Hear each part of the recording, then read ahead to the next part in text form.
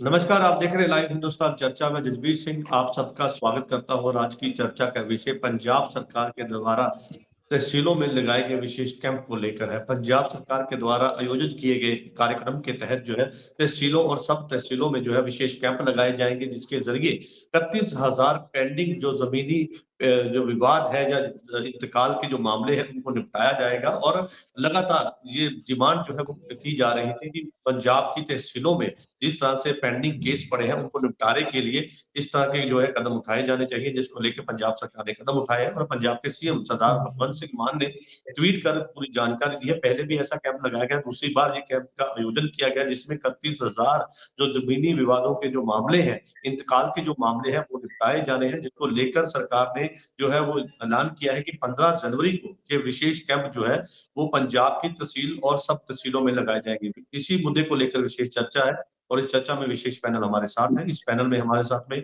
आम आदमी पार्टी से हमारे साथ में जसतेज सिंह अरोड़ा हमारे साथ है, भारतीय जनता पार्टी से हमारे साथ में मैडम मीना तनाज जी हमारे साथ है, और हमारे साथ में श्रोमणी अकाली दल से हरिंदर सिंह विक्की हमारे साथ है। आप सभी मेहमानों का इस चर्चा में स्वागत है। चर्चा की शुरुआत जसतेज जी आपसे करूंगा। जिस तरह से पंजाब सरकार ने ये कैंप का आयोजन किया है और जिसके तहत ये कहा जा रहा है कि जितने इंतकाल के जो पेंडिंग मामले हैं उनके निपटारे के लिए और 31,000 के करीब जो केस है उनके निपटारे के लिए ये कैंप विशेष तौर पर लगाए जा रहे हैं। पहली चीज कि इससे क्या फायदा मिलेगा, और ये डिमांड लंबे समय से थी कि पंजाब की जो जमीनों के विवाद है, इंतकाल के जो विवाद थे, वो कहीं ना कहीं उनको सुलझाने के लिए सरकार को विशेष कदम उठाने होंगे, जिसको लेकर ये कदम उठाया गया है। क्या कहेंगे? हाँ जी, जजबीर जी, ये एक जो उपराला किया गया सरदार भगवंत सिंह मान की सरकार ने, आम आदमी पार्टी की सरकार ने, ये जी आप देखिए कि 31,000 तो मामले निबट गए हैं और ये पहली जी बार हुआ है कि भी ऐसा कोई कैंप लगाया गया है। इनफैक्ट आप देखिए कि इसका सीधा-सीधा जो-सा असर है, एक जस्टिस डिलीवरी सिस्टम जो-सा कई बार हमारे देश में कई कारणों के कारण जस्टिस जो-सा है, वो डिले हो जाता है। अब यहाँ बिल्कुल। पर आप देखिए कि जो-से इंतकाल के मामले हैं, वो बिल्कुल जी लीगली तौर के ऊपर देखा जाए तो अगर किसी का देहांत हो जाता है, तो वो उनके बच्चों के ऊपर प्रॉपर्टी जो-सी है, वो इनहेरिट करते हैं। ऐसे कुछ मामले होते हैं। ऐसे ही कई खरीदार और बेचने वाले मामले होते हैं खरीदारी के।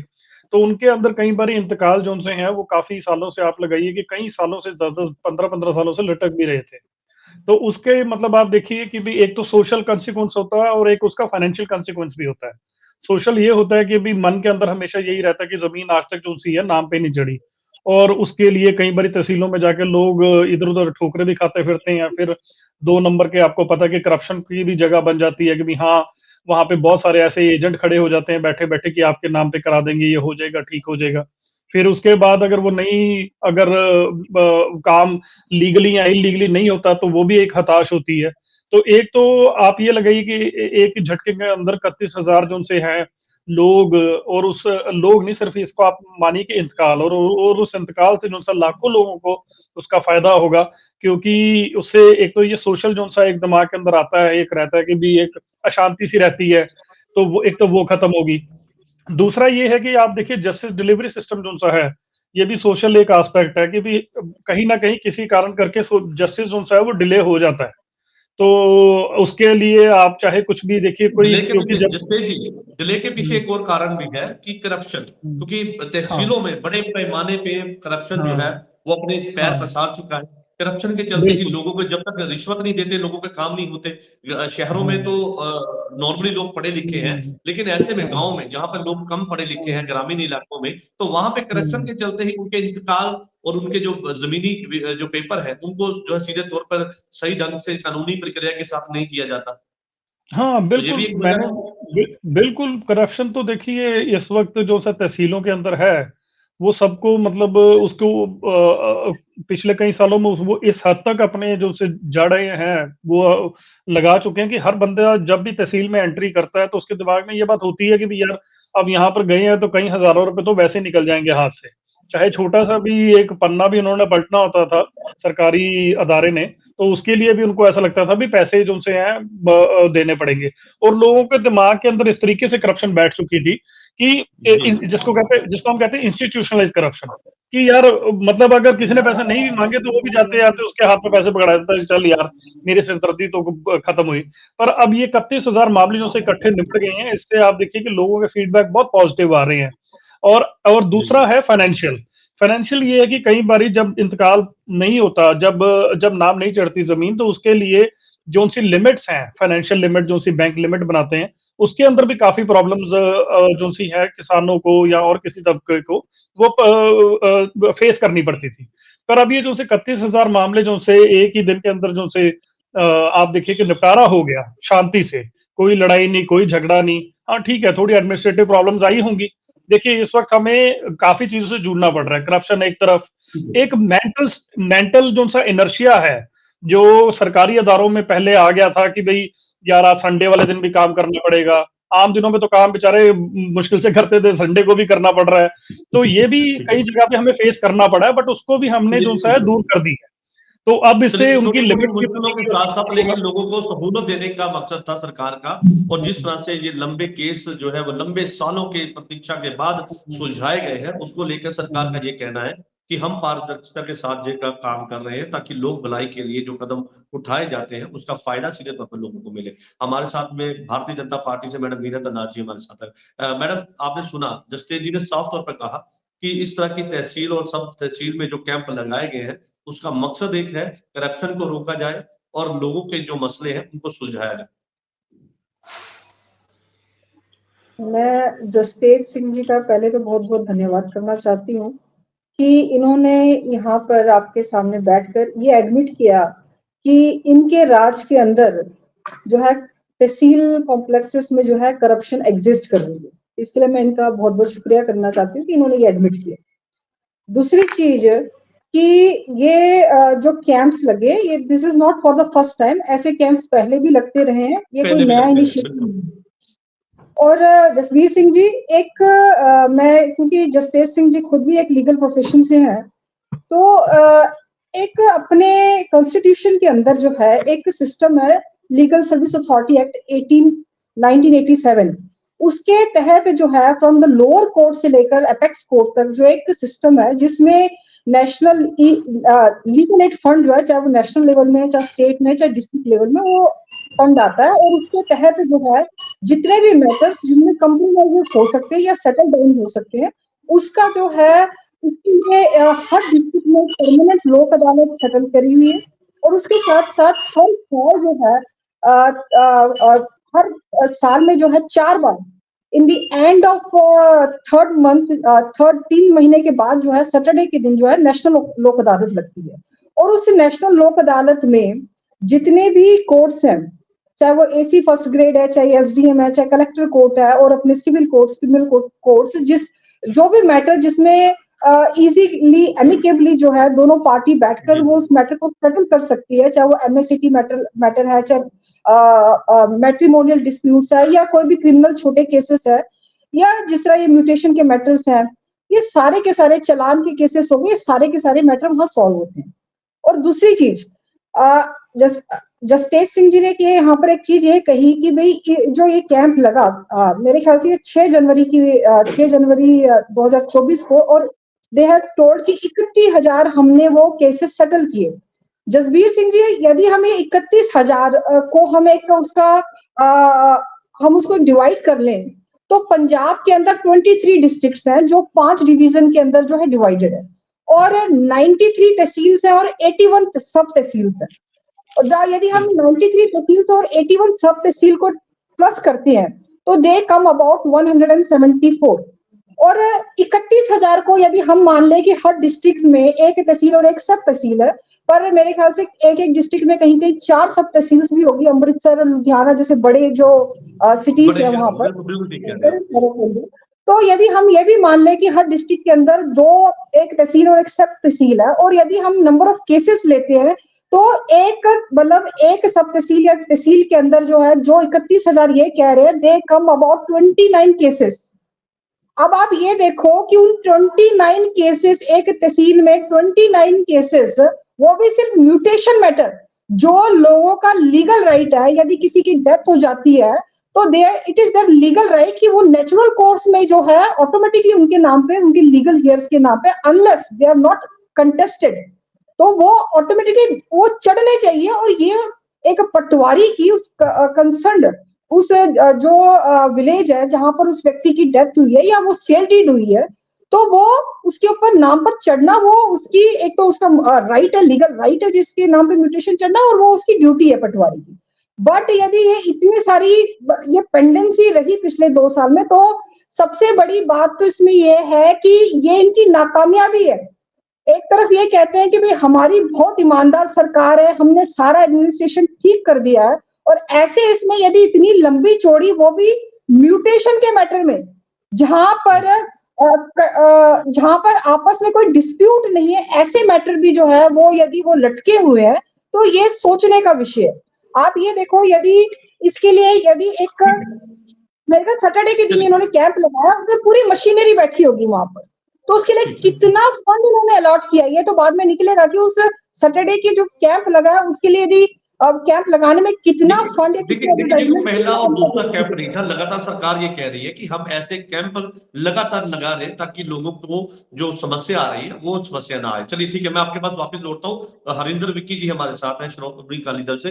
विक्की जी, जिस तरह से आज की जो चर्चा थी वो इस बात को लेकर है कि जो कैंप विशेष लगाए जा रहे हैं तहसीलों में, सब तहसीलों में, पंजाब के अलग अलग जगहों पर लगाए जा रहे हैं ताकि पंजाब के लोगों के और किसानों के साथ जुड़े हुए जो मुद्दे उनको सुलझाया जाए। क्योंकि जिस तरह से इंतकाल का मसला एक ऐसा मसला है जिस पर करप्शन सबसे ज्यादा होती है और वहां पे उस समय समस्या भी सबसे ज्यादा पेश आती है।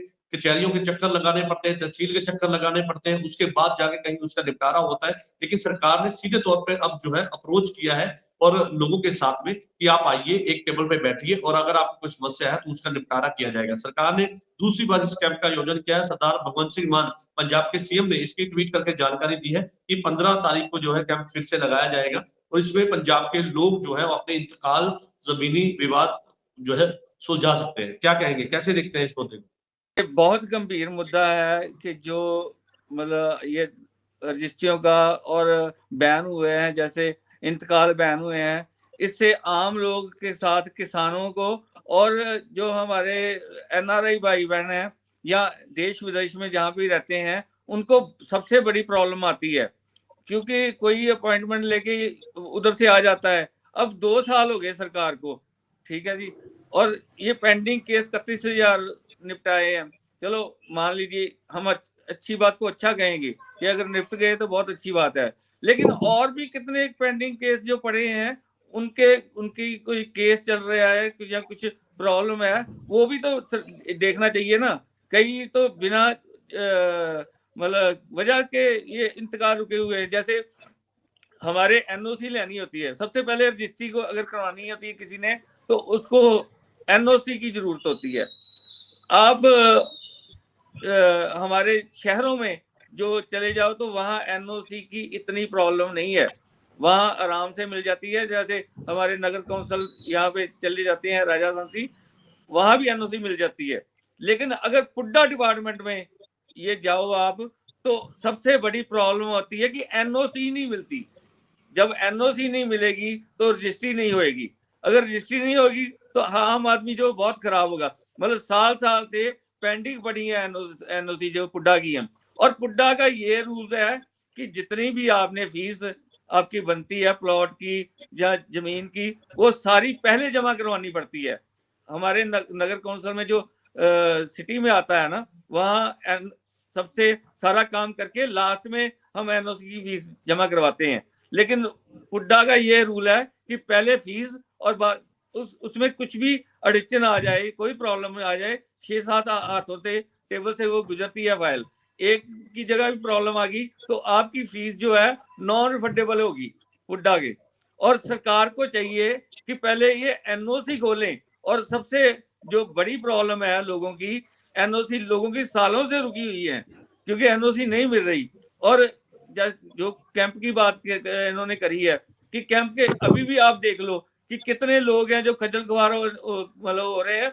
और सबसे बड़ा भ्रष्टाचार का अड्डा जो मैं कहता हूँ वो तहसील कम्प्लेक्स ही होता है, क्योंकि भ्रष्टाचार के हम अगर किसी पटवारी को या किसी वसीका नवीस को तहसीलदार साहब खुद नहीं जाते, उन्होंने एक अपना कोड रखा होता है कि जिस रजिस्ट्री को उन्होंने पास करना है उस पर वो कोड डाल देते हैं कि इसकी पेमेंट आ गई, वो लेगा अपना वसीका नवीस ही लेगा पेमेंट उसकी। और सबसे बड़ी जो जड़ होती है, हमें भी उतनी देर सेटिस्फेक्शन नहीं होती कि जब तक हम पैसे नहीं दे देते, हमें पैसे देने पड़ते हैं रजिस्ट्री के। चाहे हो सकता है कि फीस आपकी जो सरकारी फीस है वो आपकी 10,000 लगे और 10,000 मतलब जो है रिश्वत के रूप में वसीका नवीस जो ले लेते हैं। ये सबसे बड़ी जो बातें हैं, इनको सोचना चाहिए कि एक एनओसी की और एक जो भ्रष्टाचार हो रहा है लोगों को उससे निजात दिलवानी चाहिए। इस कैंप से सीधे तौर पे भ्रष्टाचार पे कहीं ना कहीं अंकुश तो लगेगा ना सर। सरकार ने एफर्ट्स किए हैं, सरकार ये कहती है कि हम सीधे लोगों से अप्रोच कर रहे हैं। ठीक है, आपने बताया कि करप्शन है, ये मैं भी मानता हूँ कि करप्शन है, लेकिन ऐसे में करप्शन को दूर करने के लिए कहीं ना कहीं कदम तो सरकार ने उठाया। ठीक है, जसतेज जी से इसका जवाब ले लेते हैं। जसतेज जी क्या कहेंगे? एक तो पुड्डा की बात जो है वो विक्की जी ने उठाई कि वाकई में पुड्डा की एनओसी लेना बहुत मुश्किल हो जाता है, और जो तहसील के अंदर जो रजिस्ट्री जब होती है तो उस समय तहसीलदार और जो नीचे के जो स्टाफ के मेंबर हैं वो कोड का इस्तेमाल करते हैं। कहीं ना कहीं करप्शन जो है वो वहां पर देखने को मिलता है, क्योंकि मैंने स्टार्टिंग में बताया कि इन डिपार्टमेंट में करप्शन जो है वो सबसे ज्यादा मिलता है।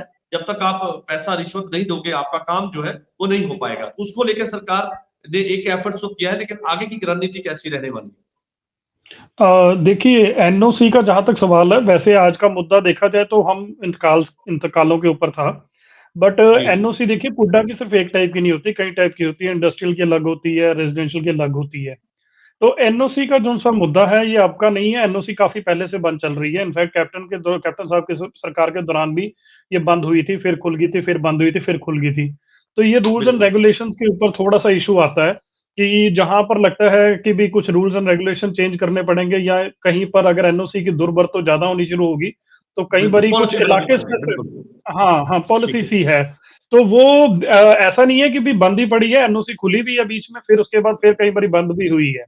तो ये थोड़ा एडमिनिस्ट्रेटिव डिसीजंस होते हैं। हाँ, अगर हरिंदर जी को ऐसा लगता है कि वाकई में एनओसीज में कोई इशू आ रहा है तो सरकार जरूर इस बात के ऊपर ध्यान देगी और बकायदा उसके ऊपर काम भी करेगी।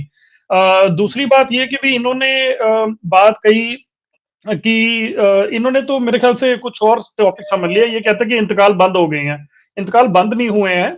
इंतकाल इनफैक्ट ये जो से कैंप लगाए गए थे 2 दिन के, स्पेसिफिकली इसीलिए लगाए गए थे कि जो से लॉन्ग पेंडिंग, बहुत सालों से पेंडिंग थे इंतकाल, जो से 10-10, 15-15 सालों से थे, वो हुए नहीं थे।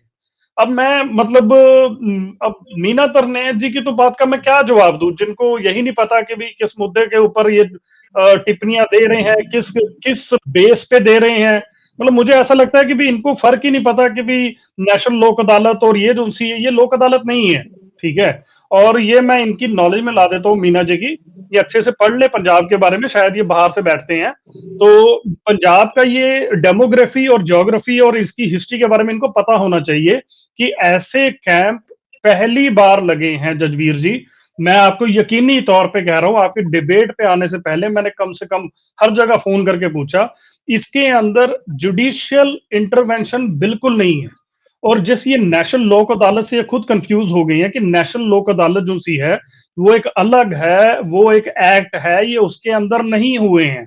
तो ये पहले मतलब एक टॉपिक के बारे में ये नहीं कि भी हाँ जी अगर सरकार ने कोई काम किया है तो बस उसको बस मतलब हर जगह मतलब बस वो शुरू कर देना कि नहीं ये गलत हुआ, हालांकि पता ही नहीं इनको किस बात किस मुद्दे के ऊपर हो रहा है। ये कह रहे हैं कि पहले भी कैंप्स लगे हैं। एक मिनट मैंने एक मिनट मुझे सरकार के एफर्ट से लोगों को फायदा मिलेगा और लोग के लिए ये फैसला मैंने पहले से बोला। मैं बड़ा हैरान हूं, ये कहते कि भी थैंक यू आपने एडमिट किया आपके करप्शन है। जिस सरकार के नुमाइंदों को यही नहीं पता कि उनके अदारे में कहां पे करप्शन है कहां पे नहीं है, तो ऐसी तो सरकार का कोई फायदा ही नहीं है। और ये अब के नहीं है, इनको ये कहते पिछले 2 साल में इतने पेंडिंग हुए, 2 साल नहीं 15-15, 20-20 साल से इनकी सरकारों से, पिछली सरकारों से। हालांकि मैंने पहले सरकारों का नाम नहीं लिया क्योंकि मैं चाहता था शांति से डिबेट हो, पर बीजेपी के तो दिमाग में ये है कि भी बस कुछ भी हो, जो ये करते हैं वो जिंदगी में पहली बार हुआ है, बाकी जो कोई और करे वो तो पहले बहुत बारी हुआ है और इन्हीं के कारण हुआ है। तो ये मतलब ऐसी अप्रोच जो सी है डिस्ट्रक्टिव की गई नीतियों की, अब जैसे अब इनका चक्कर यही है, खुद जब ये ऑपोजिशन में थे ये कहते एफडीआई गलत है, आधार कार्ड गलत है, ये छोटे दुकानदार मारे जाएंगे, ऐसी ऐसी बातें करके लोगों को भड़काते थे। और खुद जब सरकार में आ गई तो आगे तो रेलवे भी बेच दी, 10 लाख करोड़ जो सा है अपने अमीर घरानों का, सिर्फ कुछ मुट्ठी भर घरानों का माफ भी कर दिया, उनसे इलेक्टोरल बॉन्ड। मतलब ऐसे नहीं,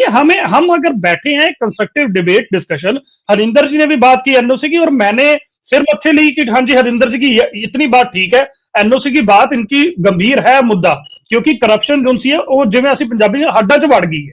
तो उस करप्शन को आप देखिए कि 1-2 दिन के अंदर अगर 31,000 मामले खत्म हुए तो बजाय शलाघा करने के मीना जी तो ये कह रहे हैं कितना पैसा लगा, फंड कितने, अरे सरकारी काम है बाबा, सरकारी काम है। अगर यही संडे को बैठ के मोदी जी एक साइन भी कर दें तो आप कहोगे देखिए ये तो संडे वाले दिन भी बैठ के काम कर रहे हैं, फिर उस वक्त ऐसी बातें शुरू हो जाएगी।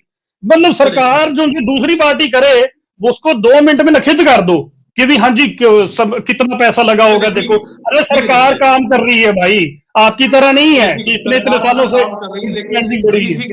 ठीक है, सरकार अपना काम कर रही है। और जिस तरह से करप्शन को लेकर सवाल थे और सरकार का ये कहना है कि करप्शन पर भी कहीं ना कहीं अंकुश लगेगा, और जिस तरह से जिस कैंप का आयोजन किया गया इससे हजारों लोगों ने अपना फायदा लिया है और आगे भी इस तरह के कैंप लगाए जाएंगे। लेकिन राजनीति जो है इस मुद्दे पर नहीं होनी चाहिए, इसको लेकर जसतेज जी जो है लगातार जोर दे रहे थे। हमारे साथ में भारतीय जनता पार्टी से मैडम मीना तनाज जी हमारे साथ हैं। मैडम आप कुछ कहना चाह रही थी, जिस तरह से लगातार इस बात को लेकर जो है कहीं ना कहीं अब विवाद बनता नजर आ रहा है, क्योंकि आपने ये बात छेड़ दी कि सरकार ये कहती है कि पहली बार ऐसा हुआ है कि पहली बार किसी सरकार ने इस तरह के कैंप का आयोजन किया है जिसमें इंतकाल के मामले सुलझाए जा रहे हैं। हजारों लोग फायदा ले चुके हैं और बाकी हजारों और लोग हैं जो इससे फायदा लेंगे, क्योंकि 15 तारीख को एक बार फिर से ये कैंप का आयोजन जो है वो किया गया। जसबीर सिंह जी, जसतेज जी की बातों को सुनकर मुझे लग रहा है कि खोदा पहाड़ निकली चुईयां, और मुझे लग रहा था कि आज की जो डिबेट है वो एक पॉजिटिव एनवायरनमेंट में डिबेट होगी। पर इनकी एक आदत है, यदि इनके साथ कोई महिला पैनलिस्ट आ जाए तो ये उसको जो है नीचा दिखाने की कोशिश जो है वो जरूर करते हैं। जो एक एंटी वुमेन छवि है ये हर डिबेट में जो है अपना दिखाते हैं। दूसरी बात ये एक इनका रटा रटाया डायलॉग है कि भी मीना जी कहीं बाहर से आई है, कहीं बाहर से आई है, पंजाब की नहीं लगती। और ये चलो थैंक यू, ये अपना ये रिकॉर्ड तोड़ते नहीं है और ये बातें इनकी हम सुनेंगे क्योंकि हम अपोजिशन में बैठे हैं। पर जसबीर सिंह जी, मैंने जो लोक अदालत की आपको एग्जांपल इसलिए दी थी कि भाई यदि ये कोई कैंप लगा है तो ये कोई नया नहीं है मैटर, ऐसे कैंप हमारे कॉन्स्टिट्यूशन के प्रोविजन में भी है। और बात यहाँ पर गंभीर इसलिए है कि म्यूटेशन जैसे मैटर जो कि किसी एक्ट से मतलब जो कंटेस्टेड नहीं है और जिनको जो है कोर्ट में जाने की आवश्यकता नहीं है, वो उनकी पेंडेंसी इतने समय से क्यों है। पहली बात ये कह रहे हैं कि हमने 31,000 जो है मैटर। आपको ऐसा क्यों लग रहा है कि इस कैंप से फायदा नहीं मिलेगा पंजाब के लोगों को? आपको ऐसा क्यों लग रहा है कि क्यों फायदा नहीं मिल पाएगा? जसबीर सिंह जी, किस चीज का फायदा? 6 महीने तो हमारा जो तहसील कॉम्प्लेक्स जो है वो स्ट्राइक में रहता है। रिसेंटली आपने देखा 8 नवंबर से मिनिस्टर स्ट्राइक जो है वो स्ट्राइक में था और लगभग ये स्ट्राइक कंटिन्यूसली 2 महीने चली। तो ये किस चीज का फायदा पहुंचा रहे हैं? या तो ये पहले ये ओपन करते हैं कि हमारी जो है म्यूटेशन के इतने मैटर जो है वो पेंडिंग है और इतने मैटर्स में जो है हमने इतने मैटर सॉल्व कर दिए हैं, ऐसा तो कोई इन्होंने डाटा दिया नहीं। और मैंने आपको पूरा का पूरा, मैंने डिबेट से पहले मुझे लगा कि भाई ये कोई ऐसा मैटर नहीं है जिसके लिए हमें डिबेट करनी पड़े, this is not a matter to debate. इसलिए मैंने जो सबसे शुरुआत में आपको डाटा दिया कि यदि हम ये 174 तहसील एंड सब तहसील जो है 93 एंड 81 सब तहसील जो है उसको हम डिवाइड करते हैं तो एक तहसील में हिस्से में 29 मैटर आते हैं। मतलब ये अपनी पीठ इसलिए थपथपा रहे हैं कि भी हमने एक कैंप लगाकर 29 मैटर्स जो है एक तहसील के सॉल्व कर दिए। कितना बड़ा काम किया है।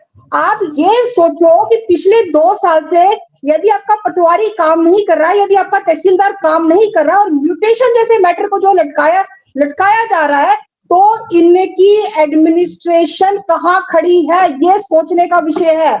इन्होंने आप देखेंगे पंजाब है ये, मुझे ये कह रहे हैं कि पंजाब को बाहर के हैं, अरविंद केजरीवाल कहाँ के हैं, जहां पर अपना भगवंत मान जी से बड़ी जो है उनके होर्डिंग्स जो आप रोड में जाकर देखेंगे, भगवंत मान जी के फोटो से बड़े बड़े फोटो जो है अरविंद केजरीवाल जी के जो है रोड साइड में आपको नजर आ जाएंगे। क्या अरविंद केजरीवाल ने यहाँ पर आकर चीफ मिनिस्टर का इलेक्शन लड़ना है? किस लिए उनके यहाँ पर किसी यहाँ पर फोटो लग रहे हैं?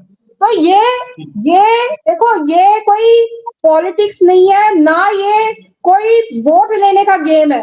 यदि लोग परेशान हैं और आप ये देखोगे कि यदि वो लिस्ट बनी है, यदि म्यूटेशन मैटर कहीं पर कैंप में आए हैं, तो वो लिस्ट बनाने की जुरिस्डिक्शन किसके हाथ में थी? वो तहसीलदार ने लिस्ट बनाई होगी, वहां के ऑफिशियल स्टाफ ने लिस्ट बनाई होगी, उसकी डिस्क्रिप्शन किसको दी गई है कि लिस्ट क्या ओपन दरबार। अब यहाँ पर मेरे भाई बैठे हरिंदर सिंह जी, आपको हरिंदर सिंह जी याद होगा जब अकाली भाजपा ऑनलाइन डाटा भी तो होता है ना मैडम, ऑनलाइन सर मेरा जवाब ले लीजिए, मैं आपको बता देता हूँ। ऑनलाइन डाटा भी मिल जाता है ना, क्योंकि लिस्ट जो है वो पूरी प्रॉपरली तैयार रहती है कि किनके मंजूर है इंतकाल, किनके नहीं मंजूर किए गए।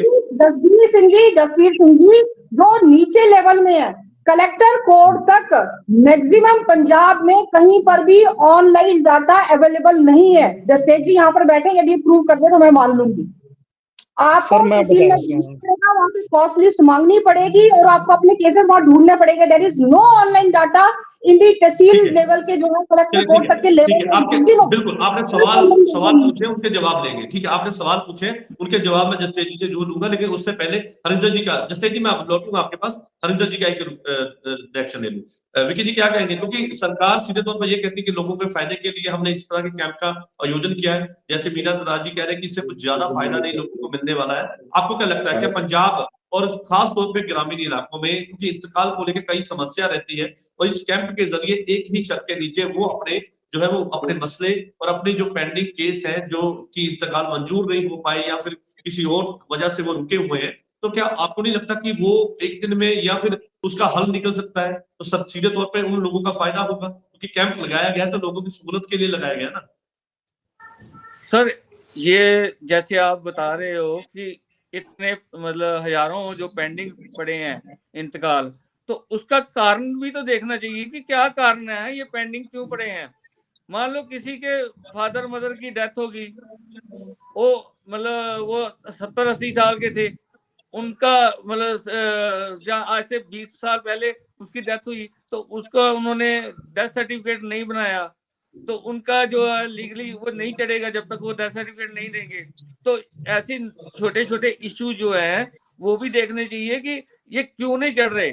ये ना हो कि हम अभी कैंप लगा के, जैसे कोई 50,000 इंतकाल थे उसमें 30,000 अब कर दिए या उसमें और भी कर देंगे कैंप लगा के, और 2 साल बाद फिर वही प्रॉब्लम आ जाए कि फिर वो लाख या 50,000 वो इकट्ठे हो जाएं। कि जो इसका कारण हमें ढूंढना चाहिए कि किस कारण के साथ ये रिलेटेड है कि क्यों नहीं इंतकाल चढ़े, क्या प्रॉब्लम है। उस ऑफिसर की वहां पे ड्यूटी जो है वो पूरी उसको जिम्मेवारी देनी चाहिए कि ये केस आपको 10 केस दे रहे हैं, क्योंकि तहसीलों में क्लर्क होते हैं और भी, ये इनको पूरा छानबीन करके आप क्लियर करके दो कि इनके डॉक्यूमेंट ये नहीं है, ये क्योंकि बाहर से फर्ज कर लो कोई आता है रजिस्ट्री कराने के लिए, उसके पास तो इतना टाइम ही नहीं होता कि वो वेटिंग करे। वो क्या करेगा? उससे करप्शन, वो ज्यादा से ज्यादा पैसे देने की कोशिश करेगा दूसरे की। आप जहां मेरे से 5,000 लगता है 50,000 ले लो, लेकिन मेरा काम होना चाहिए। इसकी पहले ये जो भी आपके पास आ रहे हैं जो पेंडिंग केस हैं, उनकी गहराई तक ये जांच होनी चाहिए कि इनको क्या प्रॉब्लम थी कि ये पेंडिंग क्यों है। क्योंकि आज से फिर 3 साल बाद 2 साल बाद फिर पेंडिंग हो जाए, फिर वो सरकार कोई भी हो वो बोले कि हमने कैंप लगा के इतने केस जो है मतलब क्लियर कर दिए हैं, लेकिन क्लियर होने की मतलब ये वजह क्या है कि पेंडिंग क्यों हो रहे हैं, इस जगह पे जाना चाहिए। हमारे जैसे किसान भाई हैं, बहुत वैलिड पॉइंट आपने उठाया कि उसकी वजह जाननी जरूरी है। ठीक है जसतेज जी, मैं आपके पास लौटता हूं क्योंकि मेरे पास समय की सर थोड़ी कमी है, तो मैं चाहूंगा कि आप जल्दी में अपनी 2 मिनट में अपनी बात पूरी कीजिए, क्योंकि कई सवाल मैडम मीना जी ने खड़े किए हैं और लगातार इस कैंप से ज्यादा फायदा नहीं मिलेगा। क्या कहेंगे? हाँ नहीं, चलो मैं पहले विक्की जी ने जो बात की वो ठीक है, उसमें कोई डाउट नहीं है कि भी इतने सालों जो से रहे पेंडिंग वो उसके ऊपर हम एक बार वैसे इसके ऊपर हम विचार कर चुके हैं, विक्की जी भी यहीं पे थे उस वक्त अभी, कि भाई ये करप्शन का जो सा है असल में देखो कोई इतना ऐसी कोई रॉकेट साइंस तो है नहीं इंतकालों में। अगर किसी के कोई मौत होती है तो उसको जाके एक डेथ सर्टिफिकेट देना होता है और एक एफिडेविट देना होता है, और बाकी के जो से लीगल एयर्स हैं वो अपना एफिडेविट देते हैं और इंतकाल सीधा सीधा चढ़ाना होता है। उसके बाद पटवारी जो से है हैंड रिटन उसके ऊपर वो कर देता है, हाथ से भी लिख के कर देता है। अब तो चलो खैर टाइपिंग भी आ गई है।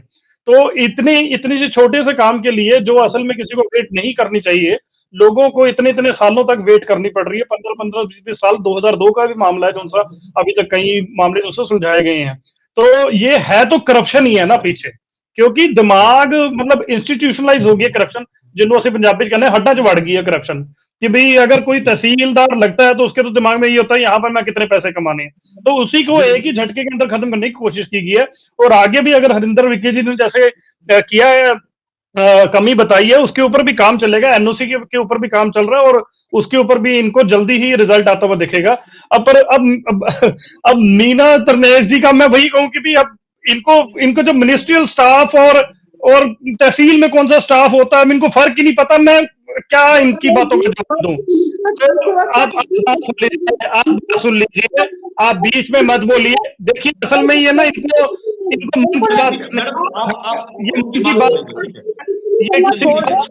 इन्होंने बोल दिया अपनी दे दी। लेकिन बात सुन लीजिए, ऐसे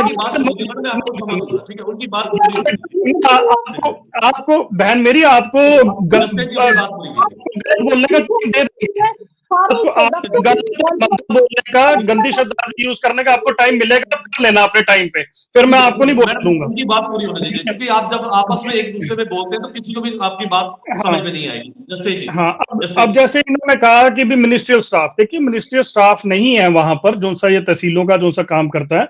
मिनिस्ट्रियल स्टाफ और तहसील में जो सा काम करते हैं पटवारी वगैरह वो अलग होते हैं, इनको अब फर्क ही नहीं पता। अब मैं इनका क्या, अब दूसरी बात ये कि हर जगह पे ये देखिए अगर कोई कुछ भी इनके खिलाफ बोल दे तो पाकिस्तान चले जाओ, किसी को खालिस्तानी, सारे पंजाब को तो इन्होंने खालिस्तानी बना के रखा हुआ है, दुनिया के सामने बदनाम किया हुआ है, फंड हमारे रोके हुए हैं। फिर दूसरी तरफ मुझे कहना शुरू कर दिया एंटी वुमेन। बहन आप बात समझिए, आप एक पार्टी के नुमाइंदे हैं। अगर आप पार्टी के नुमाइंदे हैं तो आप ये नहीं कि सिर्फ किसी को आप माड़ा मंदा बोल के आप कह दे कि आपके खिलाफ कोई कुछ ना बोले। आप यहाँ हाँ मेरे सामने आप एक पार्टी के नुमाइंदे हैं, आप औरत नहीं है ना, आप ना मैं औरत और आदमी मान के चलूंगा, मैं आपको पार्टी का नुमाइंदा मान के चलूंगा। अगर देखिए आप बात सुनने, फिर आप बोलेंगे मैं बीच में बोलूंगा, सीधी सी बात है। आप बीच में बोलिए, आप क्या बीच में, मैडम मैं आपको समझ लूंगा, उनकी बात पूरी होने दीजिए। आप अगर आप बीच में इंटरप्ट करेंगे तो आपकी और उनकी बात समझ में नहीं आएगी। प्लीज मैं आपको समझ लूंगा मैडम, मैं आपको समझ लूंगा, मैं आपको समझ दे रहा हूँ, ठीक है। जजवीर जी देखिए आप अब मेरे सामने एज एन एंकर बैठे हुए हैं, मेरे लिए आप जेंडर कैटेगरी में नहीं फॉल करते, ऐसे ही मीना जी हैं किसी जेंडर कैटेगरी में नहीं फॉल करते। अगर मैं भी, आप मेरे लिए भी आप ये मत सोचिए कोई जेंडर, सीधी सी बात है, हम प्रवक्ता हैं, हम प्रवक्ता को अगर आपको सुनना पड़ गया तो आप ये कहना शुरू कर दो कि आप औरतों के खिलाफ बोलते हो, आप ऐसे करते हो। ऐसा नहीं है बहन, ठीक है, आप अपनी बात रखिए, मैंने अपनी बात रखी है। लास्ट ये कहते हैं अरविंद केजरीवाल जी के होर्डिंग ये वो, मुझे समझ नहीं आया कि क्या वो हमारे नेशनल कन्वीनर है, हमें मान है, उल्टा उनके दिखाए हुए रास्ते पे हम चल रहे हैं। और आज इनफैक्ट उनकी ड्यूटी बनती है कि अगर हम किसी होशियारपुर में अगर 1750 करोड़ का प्रोजेक्ट कर रहे हैं तो मैं तो कहता हूं उल्टा अरविंद जी की ड्यूटी बनती है कि यहां पर आके देखें कि जिस रास्ते पे उन्होंने हमें चलाया हम उस रास्ते पे चल रहे कि नहीं चल रहे। पर जहां तक पंजाब का सवाल है, देखिए असल में भाजपा का आधार जो सा आपको पता है यहाँ पर है नहीं, तो इस वक्त ये अननेसेसरली ऐसी बातें करके लोग कंफ्यूज कर रहे हैं। लास्ट ये कहते हैं कि कोई डेटा अवेलेबल नहीं है, ये नहीं है। ओ बहन मेरी, आप मुझे बता दीजिए यूपी में जहां पर आप इतने सालों से हो या आप और जिस जगह पे हो, कहां पर इस चीज का डेटा जो सा होता है कॉज लिस्ट के थ्रू ही आता है कोर्टों में, ठीक है ना। ऐसे आप ये कह दीजिए टोटल कितनी पेंडेंसी है, कितना ये है वो है, जो सा तहसीलों का डेटा है वो पूरे देश में कहीं पर भी ऐसे नहीं है कि टोटल कितना, बट आपके उसके लिए मैं बता देता हूं कि पंजाब में है अवेलेबल फिर भी। पर आपको अब फिर आप कहोगे भी आप कह रहे हो पंजाब से बाहर हो इस करके मैंने ये कह दिया, पर असल में बात आपको एक छोटा एग्जांपल बताता हूं। आप कह रहे थे ना 29 मामले, ये इंतकाल के मामले हैं, ये झगड़े जो से हैं सिविल राइट्स के वो नहीं है। अब पूरे मोगे में ही 2200 मामले हैं बस।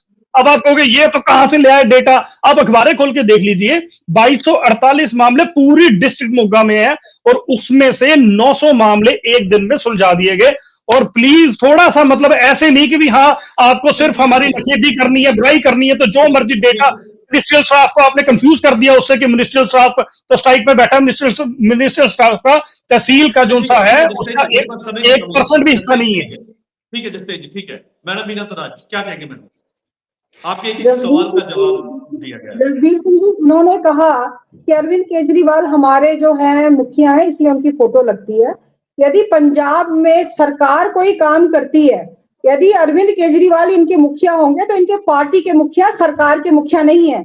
यदि बैनर्स होर्डिंग्स लग रहे हैं तो वो सरकारी स्कीमों के बैनर्स लग रहे हैं और उसमें अरविंद केजरीवाल का क्या स्थान है मेरे ख्याल से जसतेज जी को ये पता नहीं है, ये अपने पार्टी में जाकर ये पूछ लें। दूसरी बात ये कह रहे हैं कि हम लोगों के लिए जो है, मैं आपको आपकी बात बीच में काट रहा हूँ, मुझे माफ करना, लेकिन यहाँ पे होल्डिंग बोर्ड जो है वो सभी पार्टियों के लगते हैं और अगर उनके नेता है, बड़े नेता है तो वो बीच में दिखाई देते हैं। तो लेकिन मुझे लगता है इतना इशू नहीं। जहाँ पर जसबीर सिंह जी, जहाँ पर सरकार प्रधानमंत्री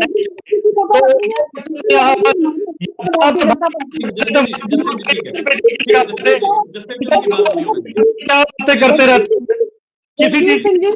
आज ये देखे पंजाब में इन्होंने क्या किया कि पिछली सरकारों ने लोगों को इजी प्रोवाइड करने के लिए उनके गांवों तक जो है सुविधा केंद्र खोले थे ताकि वहां पर उनके जितने भी कोई भी सरकारी काम हो चाहे उनको पड़े थे वहां हो रहा था, चील को वो वहां मार बैठे थे और ये बातें कर रहे हैं।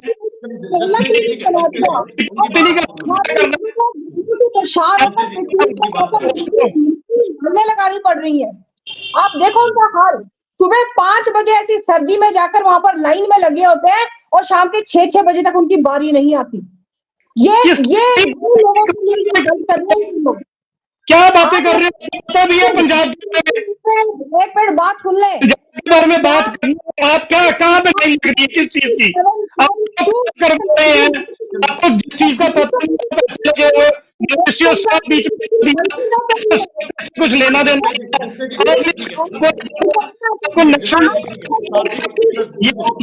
सुलझे।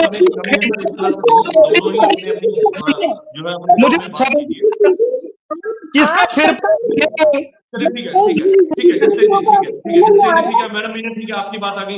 विक्की जी क्या कहेंगे? तो अंतिम में मेरे पास समय की कमी है, विक्की जी क्या कहेंगे? क्योंकि आज इस बात को लेकर जो है लगातार कहीं ना कहीं विवाद बनता नजर आ रहा है, लेकिन ऐसे में सवाल बरकरार थे कि आखिर जो सरकार ने इस तरह के कैंप का आयोजन किया है उसका मकसद क्या था, लोक हित के लिए ये फायदा जो है सीधे तौर पर जो कैंप बताए जा रहे हैं, लोगों ने फायदा भी लिया, पहले 31,000 लोगों ने फायदा लिया, अब जो है फिर आगे जो है 15 तारीख को जो कैंप लगाया जाएगा उसमें भी लोग सीधे तौर पर आएंगे, क्योंकि जमीनी जो इंतकाल है उसको लेकर कई तरह की समस्या पेश आती है।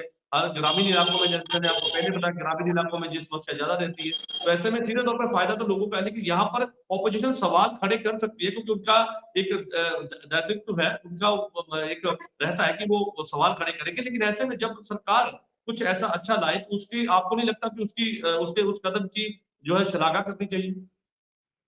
देखिए साहब, लोगों के हित में जो भी स्कीम होगी सरकार लागू करेगी, कोई भी इंसान लागू करेगा, कोई भी लोगों को जो अच्छी राह दिखाएगा तो हम उसके साथ हैं, चाहे जो मर्जी जो सी मर्जी पार्टी हो, चाहे वो कोई भी पार्टी हो, चाहे बीजेपी हो, चाहे आम आदमी पार्टी हो, अगर अच्छा लोगों को सुविधा मिलेगी तो हम तो उनके साथ होंगे।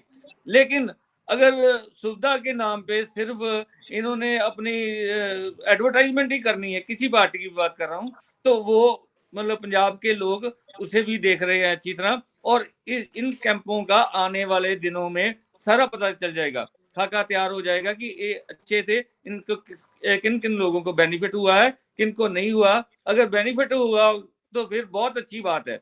हम तो चाहेंगे कि सरकार का, क्योंकि लोगों ने इनको चुन के भेजा है अपने कामों के लिए, तो अगर इनकी ड्यूटी बनती है कि लोगों को जो है अच्छी मतलब सुविधा प्रदान करें, अगर अच्छी सुविधा प्रदान करेंगे तो हम बिल्कुल इनके साथ हैं। अगर सरकार लोगों के अगेंस्ट कुछ काम करेगी तो हम उनके बिल्कुल खिलाफ होंगे।